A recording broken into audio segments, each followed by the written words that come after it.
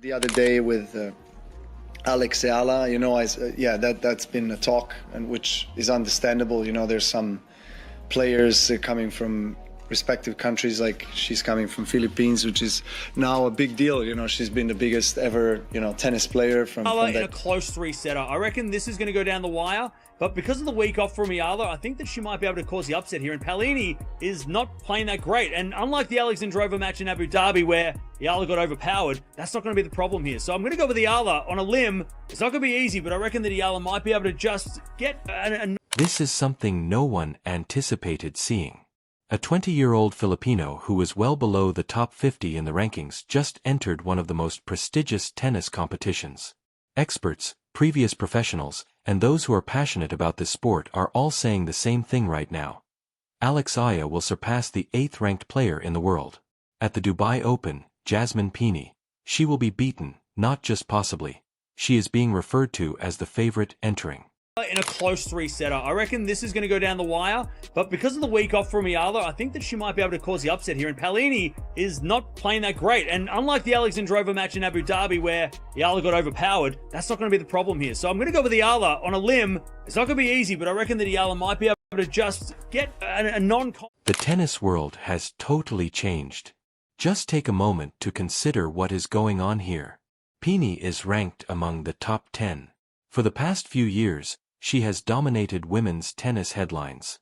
She has all the qualities you would anticipate. The outcomes, the reputation, and the experience. However, at this moment, all those who are genuinely knowledgeable about the game are predicting that Eala will win this upcoming match. It's not just another forecast.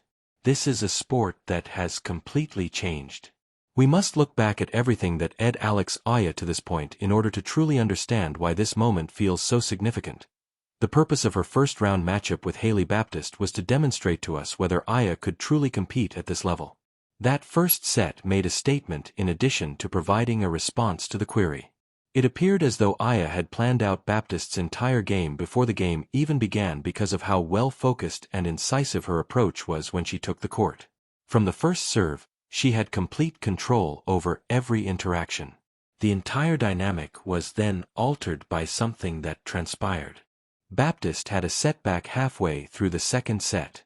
The kind of agonizing circumstance that made her completely quit playing. Since she was forced to retire, Eala advanced directly to the following round. But what came next? That was the main thing that attracted everyone's attention. After the game, while the crowd watched with cameras rolling, Eala said something that most athletes wouldn't even consider saying. She didn't want this to be how she won. Yes, she did recognize her good play. She was pleased with everything she had done and that strong opening set. She did, however, make one thing very obvious. Since their opponent is unable to continue physically, no real contender wishes to advance. When you are in the spotlight, you exhibit that degree of integrity and respect for the game. That cannot be taught. That originates from a deeper place. And it's just this attribute that gives the impression that she's prepared for something far greater than what her current position indicates. However, because this is where things start to become really fascinating, let's concentrate on what Eala really accomplished on the court prior to that injury. While everyone else was merely reacting, Eala was playing 3 steps ahead as she was dissecting the Baptiste game. Although her strategy appeared simple enough, handling it was incredibly cruel. Baptiste kept running from corner to corner, point after point, as she continued to hit the court's extreme edges, preventing her from getting comfortable or having an opportunity to set up and unleash those powerful ground strokes. Baptiste is well known for this. What effects does a player experience from that level of pressure? It dissects them on all fronts. Running from baseline to baseline at every rally is obviously physically taxing, but the psychological harm is far more severe. You begin to feel as though there is always another ball flying to the opposite corner, regardless of how quickly you move or how fiercely you battle for position. Eala was dictating while Baptiste was fumbling. Her own shot adhered to the lines precisely and remained tight. She wasn't giving Baptiste any space, no easy angles to work with, and no loose balls to attack. When a 20-year-old demonstrated that degree of tactical accuracy versus a person of Baptiste caliber, the discourse surrounding Eala truly began to shift. Because it's not beginner's luck to execute a strategy like that against this competition at this point. Catching someone on a bad day is not that. That player has a whole different perspective on the game than what her ranking would imply. She is now going to compete against one of the top 8 players in the world. What is wrong with Jasmine Paolini, then? The whole women's tennis community is baffled by this section of the narrative. Currently ranked 8th in the world and one of the most talked about players in the top division, Jasmine Paolini, is experiencing what may be her worst run of form in her professional career. It's difficult to disagree with the predictions made by the experts when you look at her recent performances, results, and on-court appearance. First, let's talk about the Australian Open. With every expectation that she would make a significant run, Paolini entered as a top 10 seed. Rather, she left too soon. Not after a heroic battle that ended abruptly. She appeared exhausted as she lost. Observers of her match against Djokovic called it a struggle, but they also noted that Paolini appeared psychologically and physically worn out from nearly the first game. Djokovic saw the opening and took advantage of every error and instance in which Paolini lacked the will to fight for the point. For a player like Paolini, it was truly disturbing to observe. However, the Australian Open might have been dismissed. Everyone has bad days, especially at the Grand Slam level, and the season is long. These things do occur. Her upcoming competition would be the true test. What would she say? The response was swift and even more devastating than anyone had expected. One of the most reliable players on the tour, Jasmine Paolini, ranked 8th in the world, was eliminated in the first round of the Qatar Open by Maria Sakkari, who is now not even in the top 50. Think about that for a moment.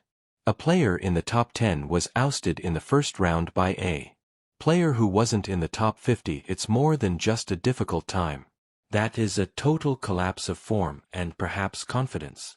Questions begin to pour in from all directions when outcomes like these occur one after the other. Is there a medical problem that her team is keeping hidden? Is it a psychological issue? Has her performance begun to suffer as a result of the strain to keep her ranking in the top 10? Is there something wrong with her preparation? Everyone can see what's going on, but no one has all the answers. Early departures, lackluster performances, and a failure to maintain the level of passion and regularity that initially placed her in the top 10. Alex Eala is in a prime position to stroll right through the enormous opening that pattern has produced.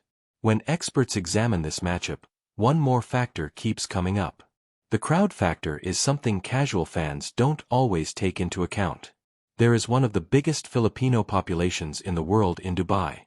This metropolis is home to hundreds of thousands of Filipinos. Alex Eala won't be playing at a neutral location when she steps onto the court. It will sound, feel, and function like her home court when she plays. There will be an amazing enthusiasm in the stands when her name is called, when she defeats a winner, and when she overcomes a breakpoint. It will be quite loud. It will remain consistent, and most people are unaware of how important that factor is in professional tennis. Crowd support can be the difference between a player finding that additional gear or a player collapsing under pressure during tight matches, decisive third sets, and key tiebreakers. That crowd turns into rocket fuel for Eala. For Paolini, who already struggles with bad form and low self-esteem. She is currently unable to cope with the additional mental strain that comes from entering an arena where everything is against her. All of this comes together when you consider Eala's remarkable form, tactical acumen, mental toughness, audience support against Paolini's exhaustion, early losses, frailty, and crisis of confidence. The predictions of the experts no longer seem irrational. It makes sense at first. That's precisely where the tennis community is right now. Players are talking about it. Champions in retirement are sharing their opinions. The video is being examined by commentators. Additionally, everyone keeps coming to the same conclusion. If Alex Eala brings the game that she has demonstrated her ability to play, she has other options than just Jasmine Paolini. She ought to prevail, not as a startling upset, but as Eala's most likely result. The plan is obvious. She must do the same thing that Baptiste did wrong. Maintain control of the baseline, push Paolini wide, rob her of time, make her pursue, scramble, and question herself during every interaction. Since giving a struggling player easy holds only increases the momentum she can't afford to give up, she must go for the second serve. She must maintain pressure on Pini's return game, increase her first serve percent, and, above all, remain composed. Pelaini still has the ability to improve her game every day because she is still among the top 10 players. Eala cannot afford to pause as the game gets more intense and the stakes increase.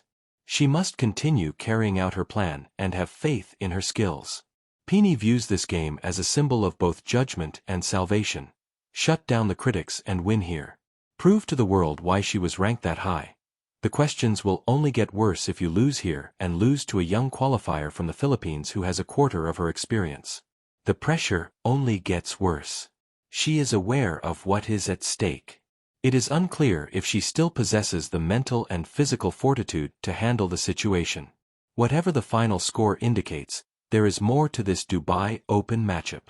It's about a rising star from a country that has never produced a player of this caliber taking the world stage and not backing down.